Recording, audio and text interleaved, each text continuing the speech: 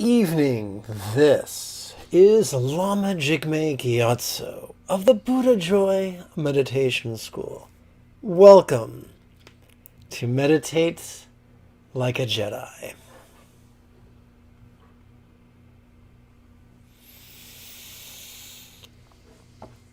Tonight's lesson, number 14, we shall explore classic love contemplation. And then we will conclude with a Mahamudra meditation.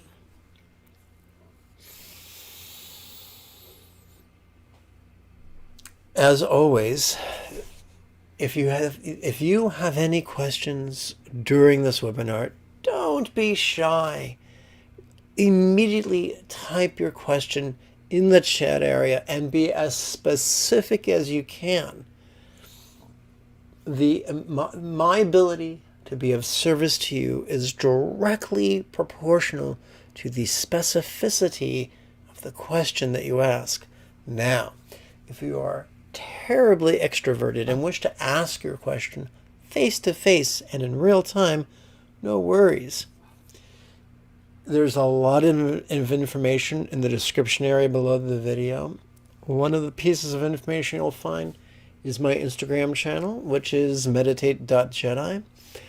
Go to Instagram, go to that channel, join the live stream, punch the, the request button, and if I notice it, I'll accept and you can ask your question face to face in real time. If I don't notice it, if I'm just totally engrossed in what's going on over here, then leave the live stream and then rejoin it again.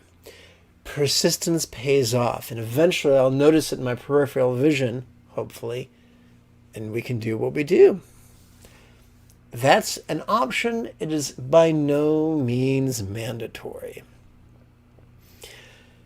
If you find value in these live streams and podcasts and blogs and class materials, numerous and free, then by all means support this channel using the link in the description area below.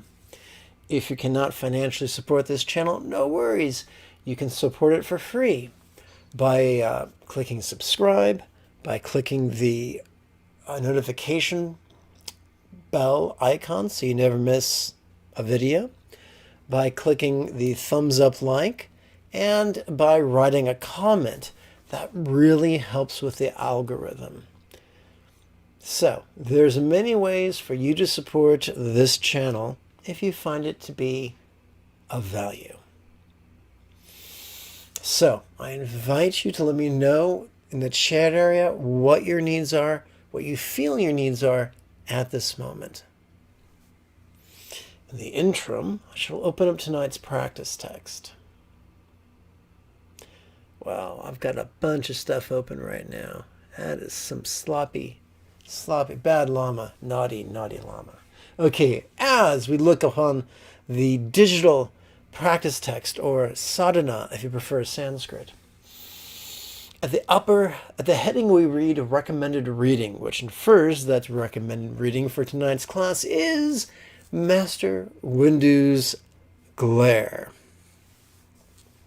The easiest way to access that blog, because I have so many of them, is just to go to my downloads page, whose link is found in the description area below the live stream. Look up lesson 14, and the shortcut should be on that line. Oops, that's the second time I have bumped the mic. Whoops, what's going on here? Okay.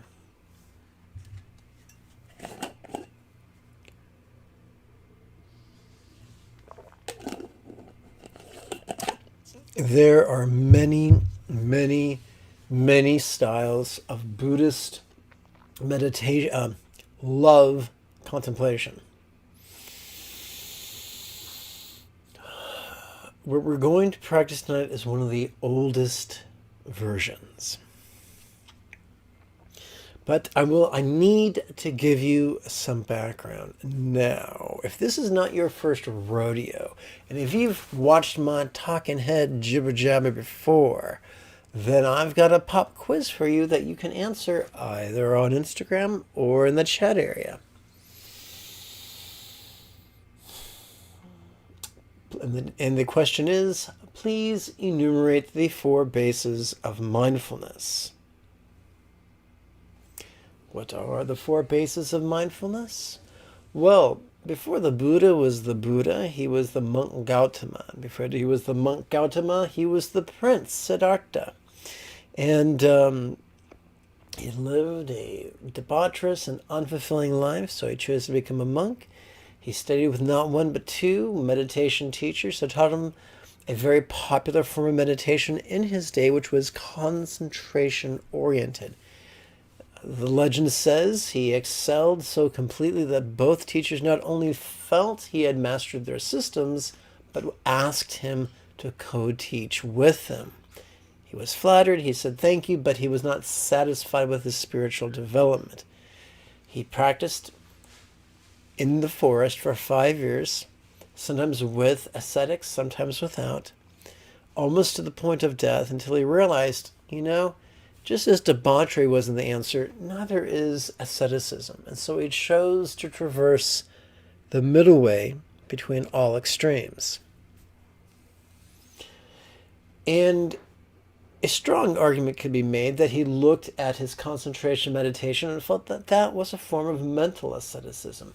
For concentration is a compression of perception and of will that excites our sympathetic nervous system and consequently exacerbates both anxiety and aggression. So the Buddha began practicing the opposite. He practiced mindfulness. Instead of active, it was passive. Instead of controlling, it was allowing and vulnerable. And after years of practicing compression concentration, now that he began practicing expansive mindfulness, he was overwhelmed. He was overwhelmed with perceptions of the outside and the inside, the pleasurable and the painful, the glorious and the grotesque. He was overwhelmed with perceptions of sensation and flavor and scent and sound and sight, as well as emotion and intention and thought and recollection, as well as imagination. So he found it useful to organize his perceptions in 4 categories. It is not surprising that these 4 categories keep coming up over and over and over again. They come up in the contemplation, in the basic meditation. They come up in the meditation of the 8 flaws of the world. And again, they come up in the meditation of loving kindness. I've said all that to turn the page and say that we're going to begin with the 4th base of mindfulness, circumstance. And we're going to practice what some teachers, what the Buddha called the second. So the Buddha taught an 8-fold path, and the second fold in the path was right aspiration, or in other words, wishing love. The 3rd, 4th, and 5th folds of the path were active love, communicating with love, and behaving with love. But it begins with wishing love. But while I'm on that subject,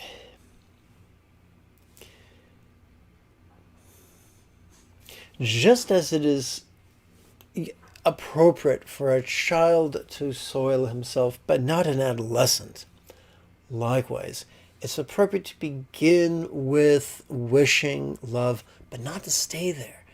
We must allow our contemplations of wishing love to influence the way we communicate and the way we behave.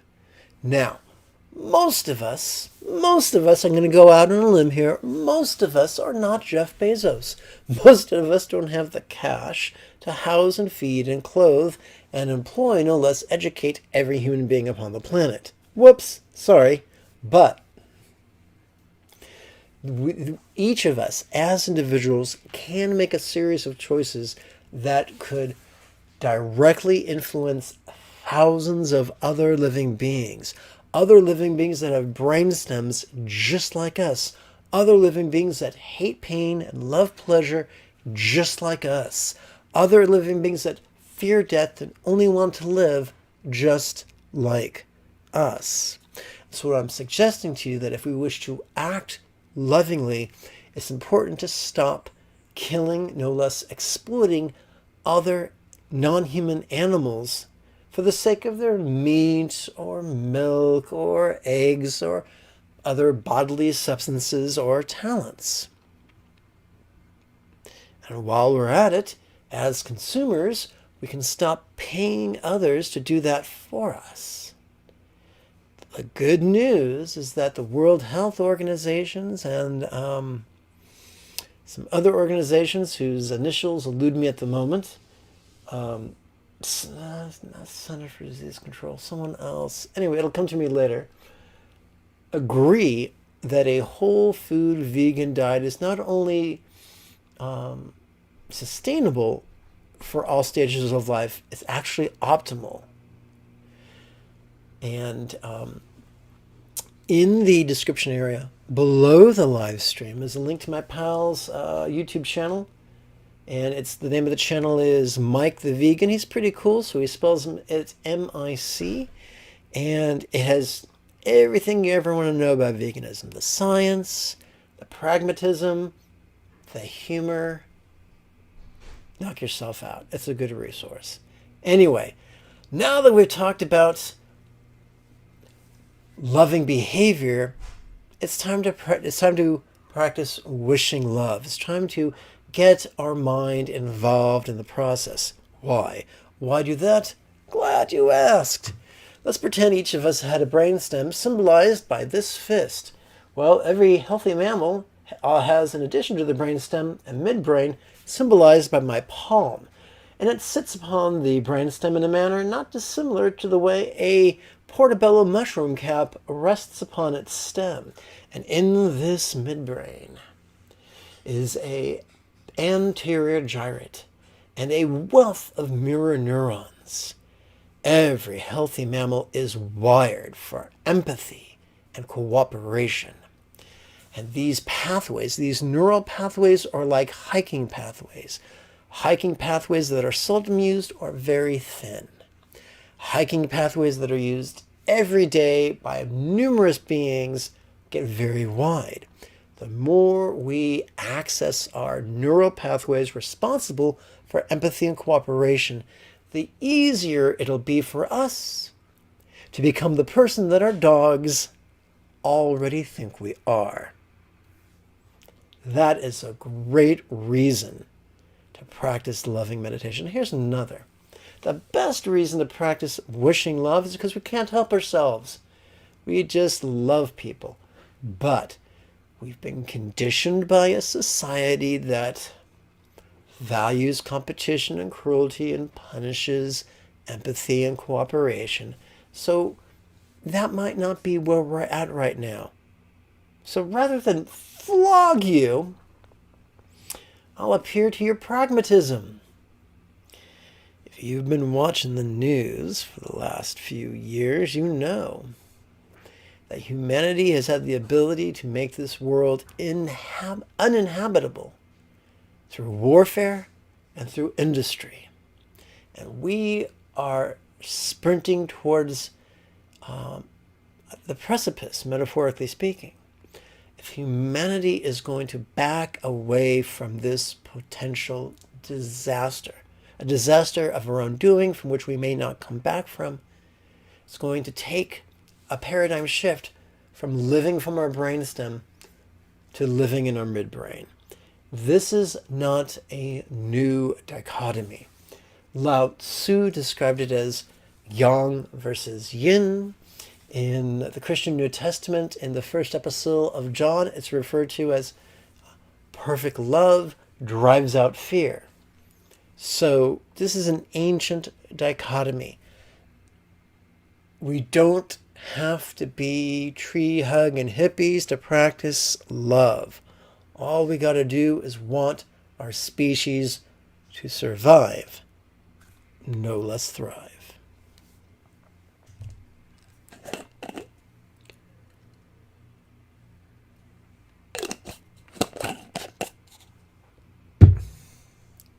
Let's hit this thing.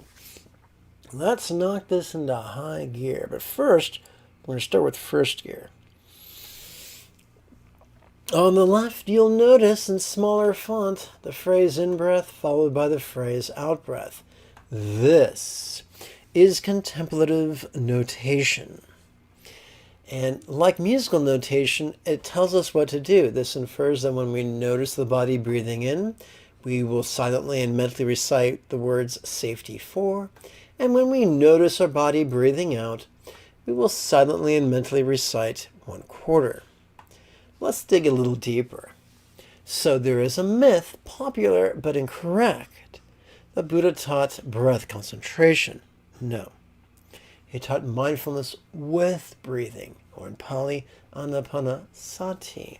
So what that means is when we coordinate our contemplation of mindfulness in harmony with our breathing. We don't try to control our breathing. We do not focus on our breathing, but we're aware of it peripherally. We can't help ourselves. Now, what do I mean by reciting these words silently and mentally? Each of us, since we were toddlers, since we were in first or second grade, have had an inner monologue. It's just one of the fringe benefits of the complexity of our neural network. And sometimes we can have fun with our inner narrator. We can use our voice, the voice of a celebrity, Rod Serling, Sigourney Weaver. In 2020, your inner monologue might sound like Samuel L. Jackson or Lewis Black. So let's get to it. Now on the bottom right-hand corner of the screen in small font, we'll notice some more words. This is the tabulatory notation. This is the notation that helps us to keep track. Yeah, we could use mala. We could use beads, but beads can get lost or broken or stolen, or in the age of fascism, confiscated. I'm very grateful that many years ago an Indian Bengali demonstrated for me crease counting. And just as in a gym, we might work with divider exercises up into repetitions and sets, we're going to count our breaths. We're going to count our sets in our left hand and our repetitions in our right hand. For when we gaze to the right, we read that we're going to perform this exercise for 1 set of 4 breaths. So let's touch the tip of our left thumb to our left little finger's lower set of creases. For upon each finger, there's a tip and a higher set of creases, and a middle set of creases, and a lower set of creases. All right. Let us rest each palm upon its respective thigh, palms up, and adjust the position of our hands in relationship to the knee or the hip, according to what aids us in maintaining an effortless, erect posture. That's right, no slouching allowed. Sometimes when I sit outside, there is a neighbor woman who walks by and she slouches, and I want to scream at her to sit up, stand up straight. That's like one step away from saying, "You kids, get off my lawn." We're going to count our 4 repetitions upon the 3 sets of creases and tip of our right little finger. We're going to advance our right thumb every time we breathe in. Now, In one of the Buddha's loving kindness discourses, he mentioned to first lavish a quarter of the world with love, then half the world with love, then 3/4 of the world with love, then the world in its entirety with love. Luckily, our job is not to visualize and not to emote, for simply by silently and mentally reciting these words, we will be influencing our intention, which is a synonym for our will, or if you're a fan of Scrabble, our volition. All right, we are done with first gear. Now it's time for second gear. Here we go. Safety 4, 1/4.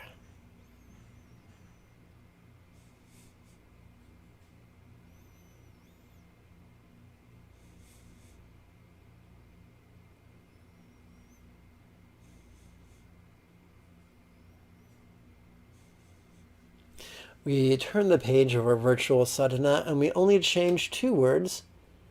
We replace the word 1 with 2 and use the plural version of quarter. Safety 4, 2/4. Let us count upon the 3 creases and tip of our right ring finger. Safety 4, 2/4.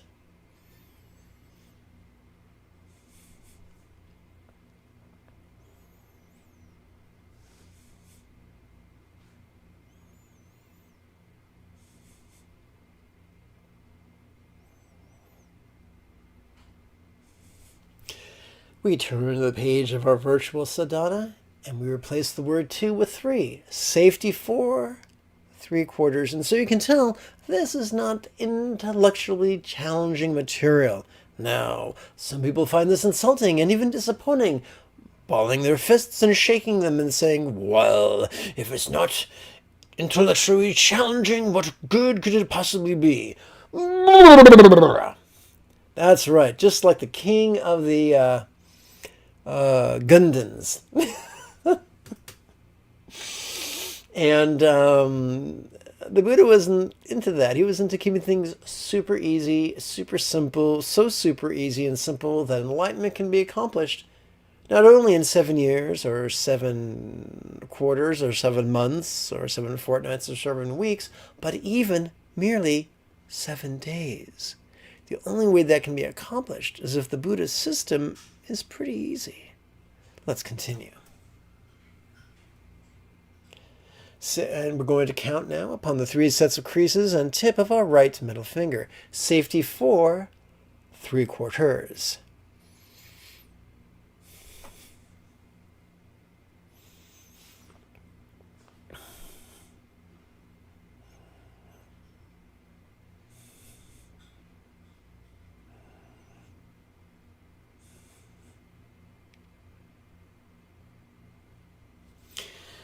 And we come to our last circumstantial contemplation. We're going to count upon the 3 creases and tip of our right index finger. Safety 4, all quarters.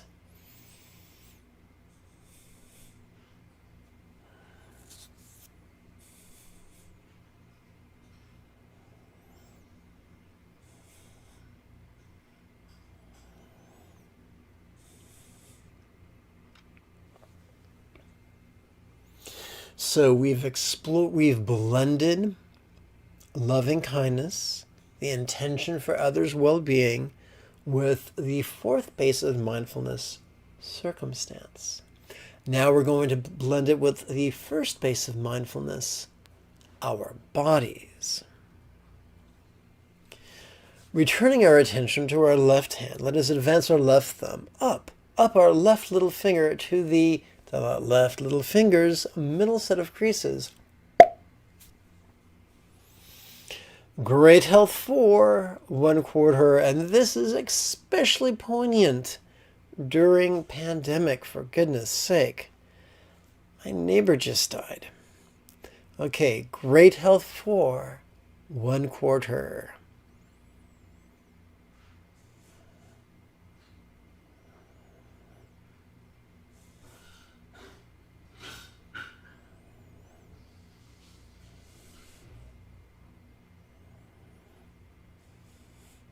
Now, remember, we are not operating under the illusion that we are Morgana the Mage, or Merlin the Magician, or Gandalf the Grey, or Yoda the Short. We're just an everyday bloke. We're not trying to work magic. We're not using affirmations. We're not trying to believe really hard, because belief is a rigidity of mind and emotion. Au contraire, we're simply allowing these words to guide our intention, to strengthen the neural pathways responsible for empathy and cooperation. Let us count upon the 3 creases and tip of our right ring finger. Great health 4, 2 quarters.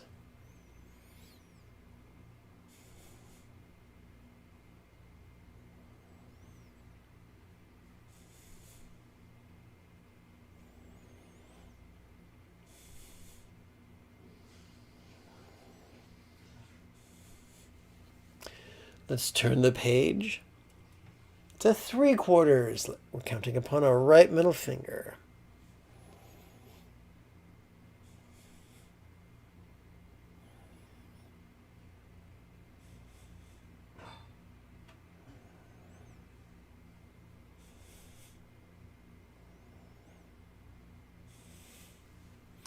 We advance the text, and we count upon our right index finger. Great health 4, all quarters.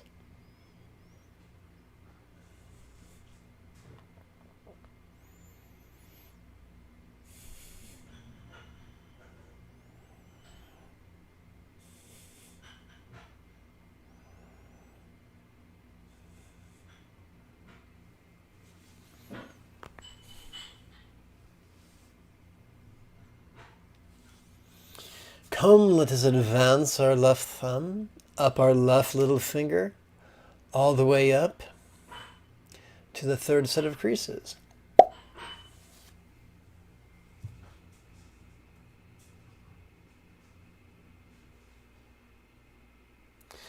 We're now blending love with the second base of mindfulness, interpersonal, our experience of the interpersonal.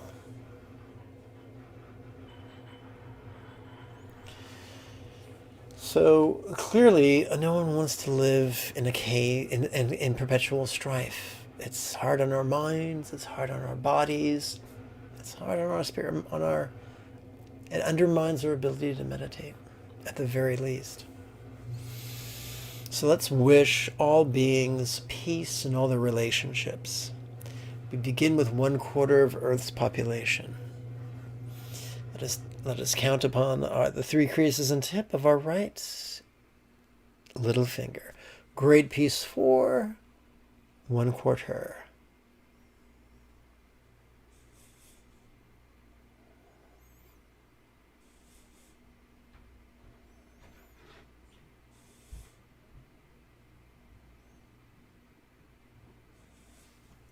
We advance to the next page and count upon our right ring finger. Great peace 4, 2 quarters.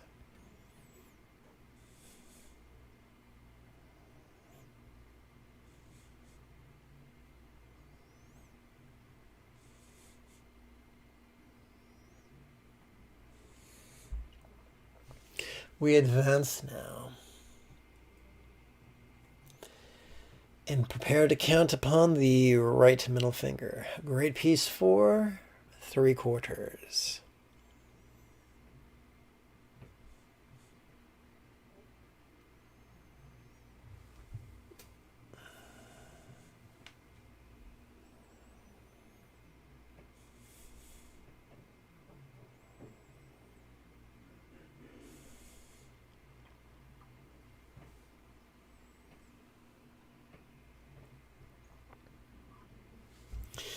And now let us prepare to count upon our right index finger. Great peace 4, all quarters.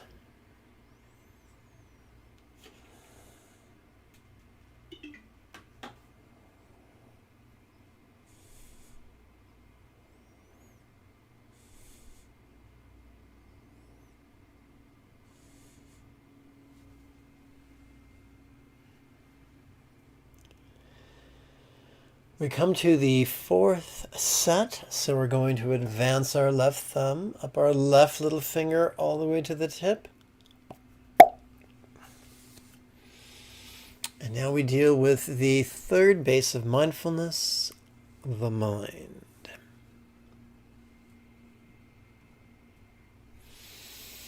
Great joy 4, 1/4.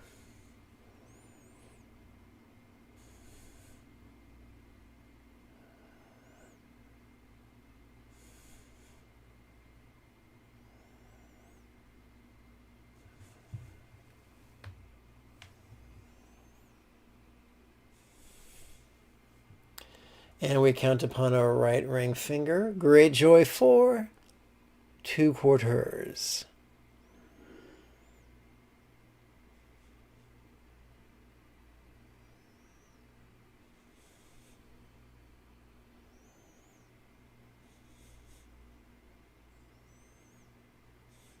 You might notice if you're a person of heightened sensitivity, you may have noticed that this is kind of energizing. This is a great pick-me-up. And by this I mean this entire set, or this entire set of 16 contemplations that we are working our way through. Let us continue now upon our right middle finger. Great joy 4, 3/4.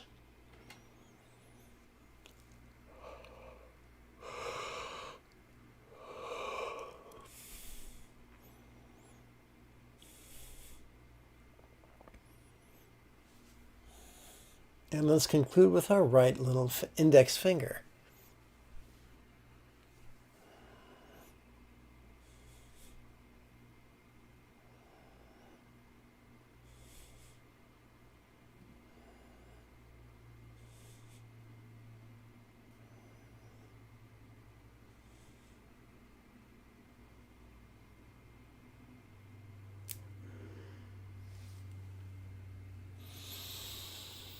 We have completed 16 contemplations. If our mind was a dog, it would be panting right now.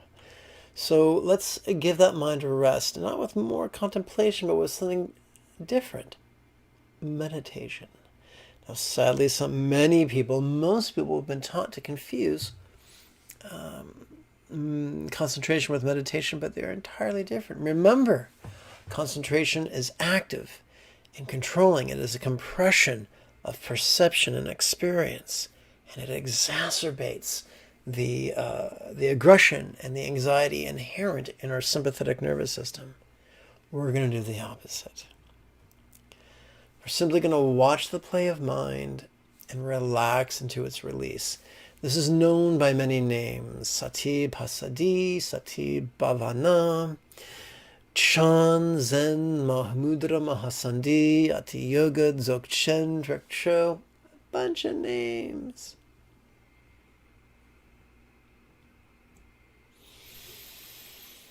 So in the in-breath, it's very simple. We're simply going to recite, notice this, and in the word this pronoun is deliciously vague.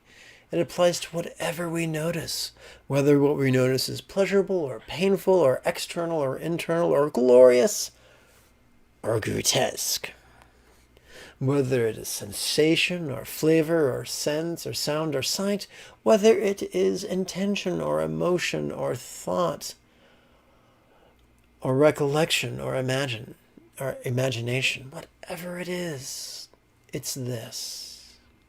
On our out breath, number 1, we silently mentally recite the word relaxing. And number 2, we actually intend to relax as best we can. Now, the good news is we are already wired to relax in harmony with each exhalation.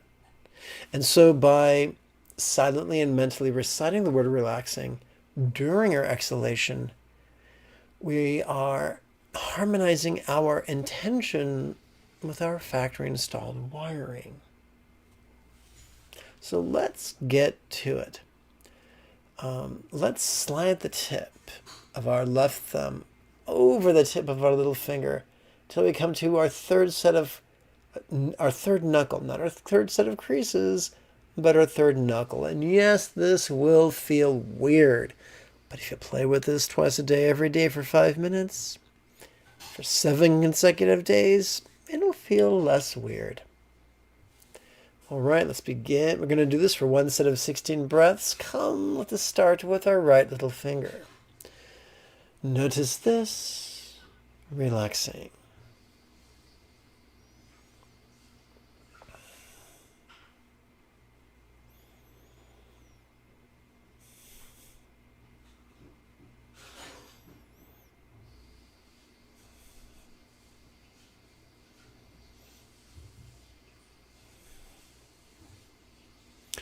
Right ring finger, notice this, relaxing.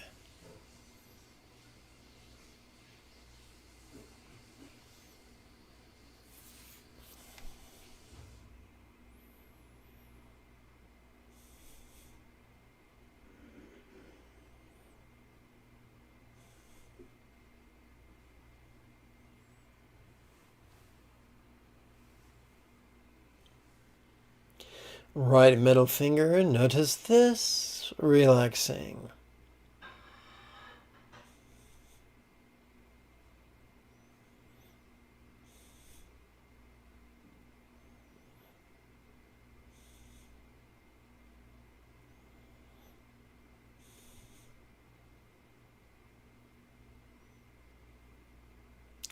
Right index finger, notice this, relaxing.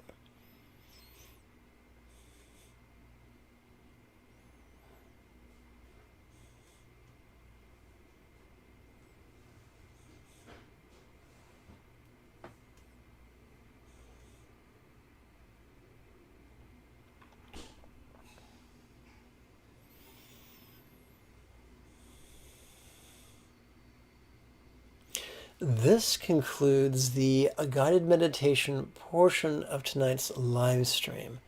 Now I'm going to take this moment to insult your intellect by reading to you. Let us explore the means of mastery.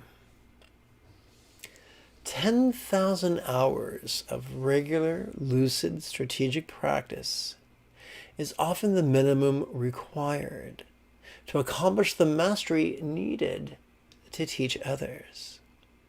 Any student who enthusiastically practices their homework every morning and every evening for 16 consecutive weeks could thus be considered an apprentice. A journeyman, or for truly geeky, a youngling. A journeyman or Padawan is an apprentice who has accumulated 5,000 hours of study and 5,000 hours of formal meditation, ideally for 8 hours daily over the course of 3.5 years, and has demonstrated intellectual comprehension as well as emotional evolution. No temper tantrums. A master is a journeyman who has accumulated an additional 5,000 hours of study and an additional 5,000 hours of meditation, ideally for 8 hours daily over the course of an additional 3.5 years, and has demonstrated intellectual and emotional mastery. The 10,000 hours is a minimum. Some folks require 20,000 hours, 30,000 hours, or more to demonstrate intellectual and emotional mastery. Although this path of mastery could be long, it is neither mysterious nor occult. My friends, that concludes tonight's live stream. I thank you for your time and your kind attention. Now, it's my wish that you practice this on your own. And then when you do, that you notice the questions that bounce around the inside of your mind, like a cursor in a 1970s Pong game, and that you jot it down, not the Pong game, but the question. and that you bring the question to me either as a direct message on Instagram or during tomorrow night's live stream. And I'll do my best to answer it either during a live stream or during a blog post. Anywho, I thank you for your time and your kind attention. May you and yours be happy and healthy.